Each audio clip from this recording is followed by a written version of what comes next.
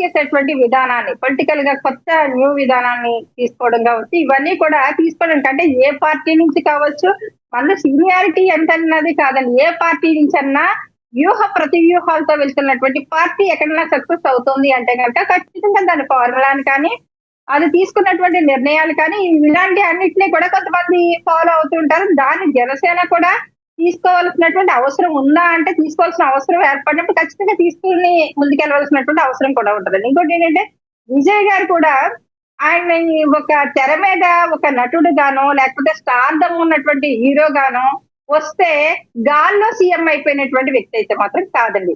అలా అయిపోతున్నటువంటి వ్యక్తి కూడా కాదు. అంటే పొలిటికల్ పార్టీలో పెట్టగానే ఆయన పెట్టినటువంటి సభలో చూడొచ్చు. ఆ సభ విషయంలో చాలా మంది అన్నారు పవన్ కళ్యాణ్ గారిని కాపీ కొడుతున్నారు. అంటే కొన్ని విధానాల్లో మాట్లాడే తీరు కానీ కొన్ని అంటే వేరే నాయకుడు మనం అనుసరించకూడదు అని విజయ్ గారు అక్కడ ఈగోకి వెళ్ళకుండా అక్కడ పవన్ కళ్యాణ్ గారి స్పీచ్ ఏ విధంగా ఉంటది, స్టైల్ ఎలా ఉంటది, ఆ స్టైల్ ని కూడా కొన్ని కొన్ని సందర్భాల్లో అక్కడ ఉన్నటువంటి ఫ్యాన్స్ ఆకర్షించడానికి కావచ్చు, ఇలాంటి వాటికి ఉపయోగపడే విధంగా ఆయన ఐడియాలజీని ముందుకు తీసుకుని వెళ్ళారు సార్. అది కూడా చూడొచ్చు.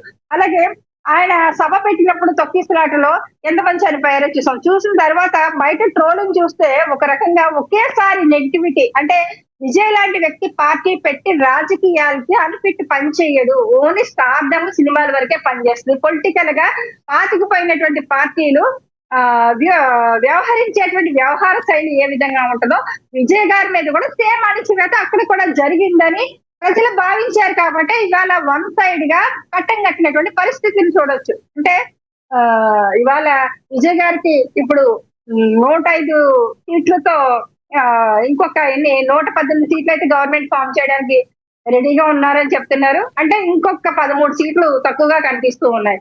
వీటిని ఇప్పుడు కృష్ణాంజనేయ గారు కూడా చెప్పారండి. అంటే కాంగ్రెస్ తో బీజేపీ లాంటి పార్టీతో కాకుండా కాంగ్రెస్ నుంచి ఏమన్నా పొత్తు పెట్టుకుని అది అందులోంచి సీట్లు తీసుకుని వెళ్తే విజయ్ గారికి బాగుంటది అన్నట్టుగా ఆయన చెప్పడం జరిగింది. కానీ విజయ్ గారు అయితే తప్పు చేస్తారని నేను అనుకోవట్లేదండి. ఎందుకంటే స్టేట్ పాలిటిక్స్ లో ఇంత అంటే కింగ్ మేకర్ అవుతారు అనుకున్న వ్యక్తి కింగ్ అవ్వడానికి రెడీగా ఉన్నారు. అలాంటప్పుడు ఆ రాష్ట్రాన్ని అభివృద్ధి చేసుకోవడానికి కూడా బీజేపీ లాంటి కీలకంగా ప్రభుత్వంలో ఉన్నటువంటి కేంద్ర ప్రభుత్వంలో ఉన్నటువంటి బీజేపీతో పొత్తులో బీజేపీ సహకారంతోనే విజయ్ గారు కూడా ముందుకెళ్తారని మేము భావిస్తున్నాం. ఎందుకంటే ఇది ఒక జన్జీ అనేటువంటి విధానం కానీ ఇవన్నీ ఐడియాలజీ సక్సెస్ అయిందంటే ఈ రోజు బీజేపీ కూటమి ఎక్కడ ఏర్పడినా అక్కడ బయట కొంతమంది మాట్లాడుతున్న మాటల్లో వాస్తవం ఉందంటారా కృష్ణవేణి గారు? ఏదైతే అన్నాడీఎంకేతో ఒకవేళ ఇప్పుడు ఏదైతే పార్టీతో పొత్తు పెట్టుకుని ఒకవేళ ఆయన విజయ్ గారు పార్టీ స్థాపిస్తే పవన్ కళ్యాణ్ గారికి ఇచ్చే ఇంపార్టెన్స్లో షేరింగ్ ఉంటుంది. కాబట్టి ఇప్పుడు ఒకవేళ విజయ్ గారు అటువైపు వెళ్ళకపోతే పవన్ కళ్యాణ్ గారికి ఉండేది అలాగే ఉండిపోతుందనే మాటలో వాస్తవం ఉందంటారా? ఒకవేళ విజయ్ గారు అన్నాడీఎంకేతో పొత్తు పెట్టుకున్నా ఎవరి స్థాయి వాళ్ళకే ఉంటుందంటారా? ఎవరి స్థాయి వాళ్ళకే ఉంటదండి. ఎందుకంటే ఇప్పుడు పవన్ కళ్యాణ్ గారికి ఒక చోట ఇమేజ్ ఉంటది. మనం చూసాం మహారాష్ట్ర ఎన్నికల్లో అది కూడా చూసాము. అక్కడ ఎంత స్టార్ ఇమేజ్ ఉంది, అక్కడ గెలవడానికి పవన్ కళ్యాణ్ గారి పాత్ర ఎంత కీలకంగా పనిచేస్తుంది అన్నది కూడా క్లియర్ గా చూసాం. అలాగే విజయ్ గారికి కూడా దేశవ్యాప్తంగానే కాదు కొన్ని రాష్ట్రాల్లో ఇంపాక్ట్ ఉండొచ్చు. ఇప్పుడు విజయ్ గారు ఉన్నారు. విజయ్ గారు ఈ ఫ్యాన్స్ ఇక్కడ ఏపీలో కూడా ఉంటారు. అంటే పవన్ కళ్యాణ్ గారికి తమిళనాడులో ఫ్యాన్స్ లేదని ఉంటారు. అలాగా ప్రభావితం అవుతుంది. కానీ సినిమా యాక్టర్ సినిమా వరకునే పరిమితం అవుతారు. ఒక స్టార్డమే వాళ్ళ హీరోలు చేసింది. ఆ స్టార్డమే ఇవాళ అనుకోకుండా గాల్లో సీఎం అయిపోయి రేస్ కి వెళ్ళింది అన్నది తప్పండి. ఎందుకంటే ఏ అభిమానిగా ఉన్నటువంటి వ్యక్తి ఉంటారో ఆ అభిమానిగా ఉన్నటువంటి వ్యక్తి కార్యకర్తగా పరిణితి చెంది అంటే ఇప్పుడు అప్డేట్ వెర్షన్ లోనే ఒక ఓటర్ ని తీసుకొచ్చి ఓట్లు వేయించేటువంటి పరిస్థితుల వరకు ఎలక్షనీరింగ్ చేసే వరకు కూడా వాళ్ళు పరిణితి చెంది ఉన్నప్పుడు సాంప్రదాయ పద్ధతుల్లోనే పాత బూజు పట్టిన రాజకీయాలకు ఒక పులి స్టాప్ పెట్టారు. సో మీరైతే ఇప్పటికీ కూడా అనుకుంటున్నారు అన్నాడీఎంకేతో కలిపి ప్రభుత్వాన్ని స్థాపిస్తారు. ఒకవేళ సింగిల్ లార్జెస్ట్ పార్టీగా ఆయన రాకపోతే అన్నాడీఎంకేతో కలుస్తారని మీరు ఆశాభావం వ్యక్తం చేస్తున్నారు, అంతే కదా? ఎప్పుడు ఎప్పుడు కూడా నేను ఆశాభావం వ్యక్తం చేయడమే కదండి, ఖచ్చితంగా అది చేస్తేనే విజయ్ గారి ఒక ఐడియాలజీ ఇంప్లిమెంటేషన్ చేయడానికి అవకాశం ఉంటుంది. రైట్ రైట్ కేంద్ర కృష్ణవేణి ప్రభుత్వం గారు. సహకారం ఎస్ లేకుండా ఇవాళ కృష్ణాజీ గారు చెప్తారు, కేంద్ర ప్రభుత్వం సహకారం లేకుండా రాష్ట్రాలు అభివృద్ధి చెందుతున్నాయి అనేది కరెక్ట్ కాదు. ఎందుకంటే ఇవాళ మన గతంలో చూసాము, వైఎస్ఆర్సీపీ పార్టీకి కేంద్ర సహకారం అందకే మాత్రమే అక్కడ తెచ్చేటువంటి ఆ ఫార్ములా కానీ ఆ సమన్వయం కానీ వాళ్ళకి లేకనే ఆంధ్రప్రదేశ్ కి రాజధాని కూడా లేకుండా పోయినటువంటి పరిస్థితిని చూసాము. అలాగే విజయ్ గారు అలాంటి తప్పు పని చేస్తారని అనుకోవట్లేదు. ఖచ్చితంగా బీజేపీ మార్క్ లేకుండా మాత్రం రాజకీయాల్లో రాణించడం అనేది కష్టంగా ఉంటది. అలాగే ప్రతి రాష్ట్రాన్ని అభివృద్ధి చేసి దేశాన్ని అభివృద్ధి దిశగా నడిపిస్తున్నది అయితే మాత్రం బీజేపీ అని మాత్రం చెప్పగలను. ఎస్ కృష్ణవేణి గారు అందుబాటులో ఉండండి, మళ్ళీ మాట్లాడతాను. మనం పాపిరెడ్డి గారితో ఒకసారి మాట్లాడదాం. పాపిరెడ్డి గారు నమస్తే అండి. లక్ష్మీనాథ్ గారు సార్ వినబడుతున్నదా? ఎస్ వినబడుతుంది, క్లియర్ గా వినబడుతుంది. ఎస్ వినబడుతుంది పాపిరెడ్డి గారు, మీరు కంటిన్యూ చేయండి, తెలుసు కదా, మాట్లాడండి. ఇప్పుడు తమిళనాడు వెస్ట్ బెంగాల్ దేని గురించి మాట్లాడారు? ముందు తమిళనాడు మాట్లాడండి సార్. తమిళనాడు ఇప్పుడు ఒకటి లక్ష్మీనాథ్ గారు ఉన్న ఈ ప్యానలిస్టులు కానీ మిగతా ప్రేక్షకులు కానీ, ఇప్పుడు తమిళనాడులో జరిగిన ఎలక్షన్లో చూసుకుంటే ఇప్పుడు దాదాపుగా డిఎంకేకు 160 సీట్లు ఎంత ఓడిపోయేటప్పుడు గత అసెంబ్లీలో, అది దాదాపుగా 100 సీట్ల కన్నా ఎక్కువ పోయింది. టీవీకేకు 0. అయితే ఇప్పుడు మనం ఒక విషయం స్పష్టంగా అర్థమవుతున్నది ఏంటంటే, డిఎంకేకు గత 75 ఎంత ఉన్నాయి వాళ్ళకి వచ్చినాయి. అయితే ఇప్పుడు విషయం ఏంటంటే, ఎందుకు డిఎంకే 160 నుంచి వెళ్ళి 60కి 50 లోపలికి పడిపోవడం జరిగింది, టీవీకేకు 105 వరకు ఎందుకు వచ్చినాయి?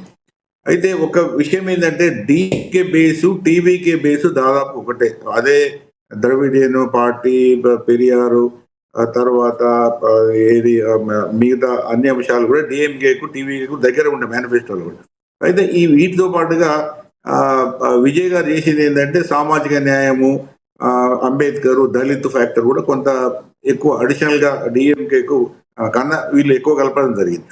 అయితే ఒక విషయం ఏంటంటే, మనం ఇక్కడ లక్ష్మీనాథ్ గారు అర్థం చేసుకోవాల్సింది ఏంటంటే, డిఎంకే బేస్ మ్యాసివ్ గా టీవీకేకి పోయింది. డిఎంకే బేస్ అంటే ఓడిపోవడమే కాదు, ఓటింగ్ శాతం కూడా వాళ్ళకి డిఎంకే ఓట్లన్నీ కూడా దాదాపుగా 20-25% ఓట్లు టీవీకేకి పోవడం జరిగింది. ఆ షిఫ్ట్ అయింది కాబట్టి డిఎంకేకు 100 సీట్లు తగ్గినాయి, టీవీకి 100 సీట్లు పెరిగినాయి. ఏఐడిఎంకే 5 సీట్లుగా ఉన్నది. అయితే ఇక్కడ ఎందుకు మారినాయి? ఇప్పుడు పెద్ద ప్రశ్న ఏంటంటే, ఈ ఇంత షిఫ్ట్ అనేది మామూలుగా జరగదు. అంత షిఫ్ట్ మ్యాసివ్ గా ఎందుకు షిఫ్ట్ అయింది? ఏ డిఎంకే నుంచి వెళ్ళి అంత పోవడానికి గల కారణాలు ఏమిటి?